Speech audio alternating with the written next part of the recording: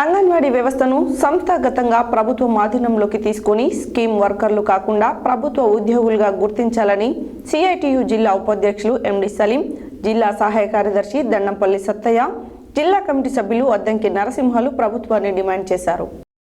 బుధవారం నల్గొండ పట్టణంలోని మాన్యంచెల్క, గొల్లగూడ, షేర్ బంగ్లా, చైతన్యపురి, చర్లపల్లి, పానగల్లులలో వేరువేరుగా అంగన్వాడీ సెక్టార్ సమావేశాలు జరిగాయి. ఈ సందర్భంగా సిఐటియు జిల్లా ఉపాధ్యక్షులు ఎండి సలీం, జిల్లా సహాయ కార్యదర్శి దండంపల్లి సత్తయ్య, జిల్లా కమిటీ సభ్యులు అద్దంకి నరసింహాలు మాట్లాడుతూ ఫిబ్రవరి 16న దేశవ్యాప్తంగా అంది కార్మికుల సంఘాలు, రైతు వ్యవసాయ కార్మిక సంఘాలు ఆధ్వర్యంలో ప్రభుత్వ రంగ సంస్థల పరిరక్షణ, కేంద్ర ప్రభుత్వ కార్పొరేట్ మతోన్మాద విధానాలకు వ్యతిరేకంగా చేపట్టిన సమ్మెను జయప్రదం చేయాలని పిలుపునిచ్చారు.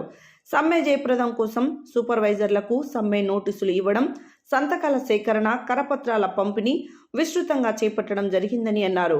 కేంద్ర ప్రభుత్వ కార్మిక, ప్రజా, రైతు వ్యతిరేక విధానాలకు నిరసనగా జరుగుతున్న కార్మికుల సమ్మె, గ్రామీణ భారత్ బంద్ కేంద్ర ప్రభుత్వానికి కనువిప్పు కలిగేలా ఉండాలని కోరారు.